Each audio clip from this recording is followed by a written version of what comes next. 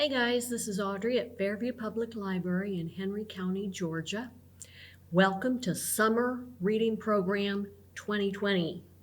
This year's theme is Imagine Your Story. And for the summer, I am going to be giving a series of story times of flip-flop fairy tales. You know all the traditional ones, these are going to be a little bit different. And to start out today, I have Goldilocks and the Three Dinosaurs. Okay, this is by Mo Willams. Once upon a time, there were three dinosaurs. A papa dinosaur, a mama dinosaur, and some other dinosaur that happened to be visiting from Norway. And one day, for no particular reason, the three dinosaurs made up their beds, positioned their chairs just so, and cooked 3 bowls of delicious chocolate pudding at varying temperatures. "Oh boy," said Papa Dinosaur in his loud, booming voice, "it's finally time to leave and go to the someplace else." "Oh yes," continued Mama Dinosaur, "I sure hope no innocent little succulent child happens by our unlocked house while we're someplace else." And the other dinosaur made a loud noise that sounded like a big evil laugh, but was probably just a polite Norwegian expression. And the three dinosaurs went someplace else and were definitely not hiding in the woods waiting for an unsuspecting child to come by. Well, sure enough, 5 minutes later, a poorly supervised little girl named Goldilocks came traipsing along. And just then the forest boomed with what could have been a dinosaur yelling, "Gotcha!" But I'm pretty sure it was just the wind. And the loud noise was immediately followed by another loud noise that sounded kind of like, "Be patient, Papa Dinosaur, the trap is not yet sprung." But that could have been a rock falling or a squirrel. Either way, Goldilocks was not the type of little girl who listened to anyone or anything. For example, Goldilocks never listened to warnings about the dangers of barging into strange, enormous houses. So as soon as Goldilocks came across a strange, enormous house, she barged right in. Inside, Goldilocks immediately smelled the 3 bowls of chocolate pudding. Said Goldilocks, "that chocolate pudding smells delicious. If only I could get way up on the top of that counter." Well then, Goldilocks turned around and noticed a very tall ladder. It just happened to be there, and I'm sure it wasn't put there on purpose. Goldilocks climbed up the ladder and found herself face to face with 3 gigantic bowls of chocolate pudding. The first bowl of chocolate pudding was too hot. But Goldilocks ate it anyway because, hey, it's chocolate pudding, right?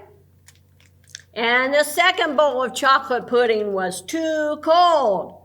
But who cares about temperature when you've got a big bowl of chocolate pudding? Not her. And the third bowl of chocolate pudding was just right. But Goldilocks was on such a roll by now, she hardly even noticed. Soon, Goldilocks was stuffed like one of those delicious chocolate-filled little girl bonbons, which, by the way, are totally not the favorite thing in the whole world for a hungry dinosaur. Tired and groggy, Goldilocks noticed 3 chairs in the living room, So she climbed down the ladder and she walked out of the kitchen. The first chair was too tall. The second chair was too tall. But the third chair was too tall. Goldilocks wasn't going to climb that high just to sit in some chair, so she hiked over to the bedroom. And when she got there, Goldilocks noticed that the beds were also gigantically big. "What is going on around here?" she said. "The bears that live here must be nuts." Well, just then the room filled with a loud, booming noise that was either a passing truck or a dinosaur gloating. "A few more minutes and she'll be asleep. Delicious chocolate-filled little girl bonbons. They're so much yummier when they're rested." Even a little girl who never listens to anyone or anything had to have heard that. Goldilocks took a minute to stop and think, which was longer than she was used to stopping and thinking. "Hey," she told herself, "this isn't some bear's house. This is a dinosaur's house." Say what you like about Goldilocks, but she was no fool. As quickly as she could, she ran to the back door and she got out of there. And just then, a loud plane flew by, which sounded pretty much like a trio of dinosaurs yelling, "Now, charge!" Or maybe a Norwegian expression for "chewy bonbon time." Suddenly, and completely coincidentally, the three dinosaurs rushed through the front door, but they were too late. Goldilocks was gone, and all that was left in the house were three disappointed dinosaurs. The moral of the story is, if you ever find yourself in the wrong story, just leave. They're the little bears. But the moral for the dinosaurs is, lock the back door. And there you have it, Goldilocks and the Three Dinosaurs by Mo Willams. Happy reading, everyone. Welcome to Summer Reading Program 2020.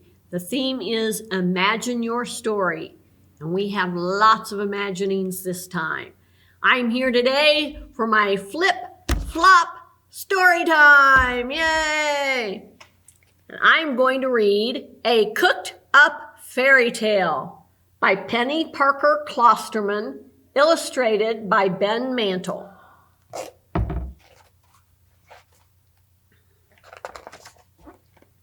Although William lived in the magical land of fairy tales, he preferred pastries to princesses, kitchens to kingdoms, and recipes to the royal reporter.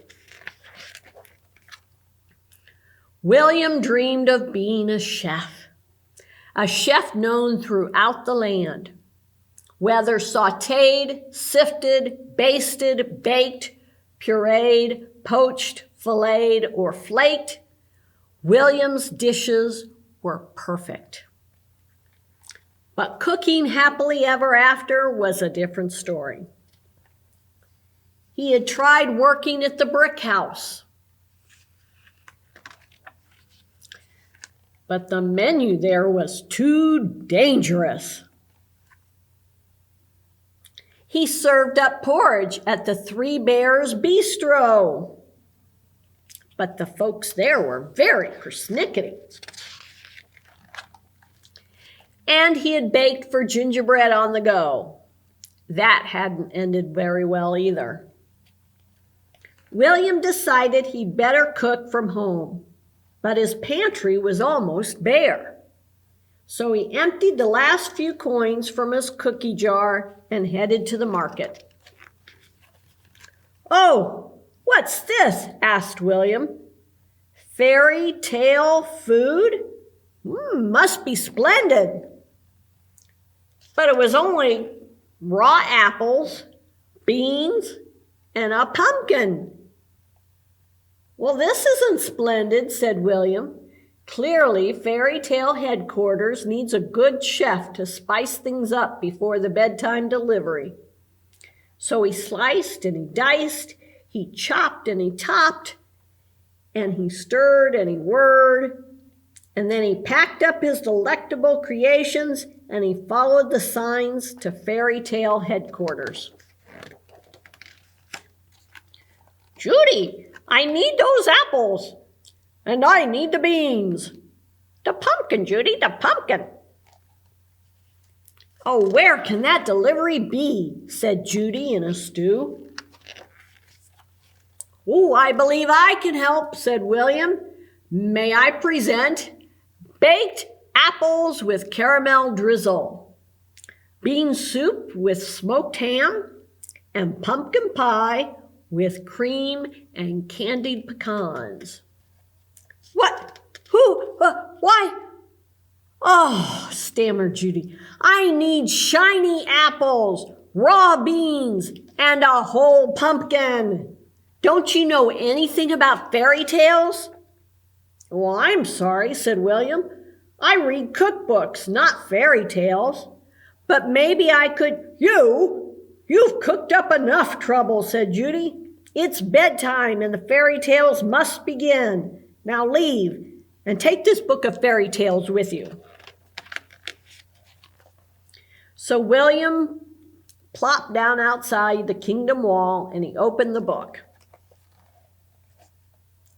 Poisoned apple, a beanstalk, a pumpkin coach? Oh my, said William. Fairy tales really do have their own ingredients. And he rushed back to find Judy. Did I spoil the apple story? He blurted out. Snow White? Well, actually, she loved your baked apples and she ate every one. She was so stuffed that she fell into a deep sleep. Of course, this caused a stir with the 7 dwarfs. But then there was a passing prince and a kiss, so happily ever after. Oh, thank goodness, said William. And then the bean story? Jack and the Beanstalk? Well, the giant said something like, fee, fi, fo, fum, I smell soup and I want me some. Jack was in a pickle, but he drove a hard bargain and he traded the pot of soup for the giant's castle in the clouds. So, another happily ever after. Oh, that's such a relief, said William. Now, what about the pumpkin tale? Cinderella? Well, it's still unfolding. We'll find out together. Oh, no, said William. This is a recipe for disaster. Then, slip, flip, whack, smack.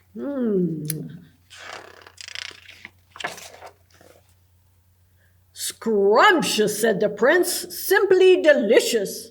And he took another bite and he said, I vow to search all the land until I find the baker of this pie. Well, Cinderella slumped in her puddle of pumpkin. This isn't happily ever after, sighed Judy. Happily ever after? He strode right into the fairy tale. Your Highness, I baked the pie, and I will bake you pies ever after. But may I suggest you can have your pie and your princess too. The prince gazed at Cinderella. Ooh, you're a feast for eyes, he said. Would you care to dance? Oh, my, said Judy. It looks like you've cooked up another happy ending. And from that night forward, the prince and his princess ate like kings and queens, and William cooked happily ever after. The end. That was a cooked up fairy tale by Penny Parker Klostermann and Ben Mantle. Happy reading, everyone.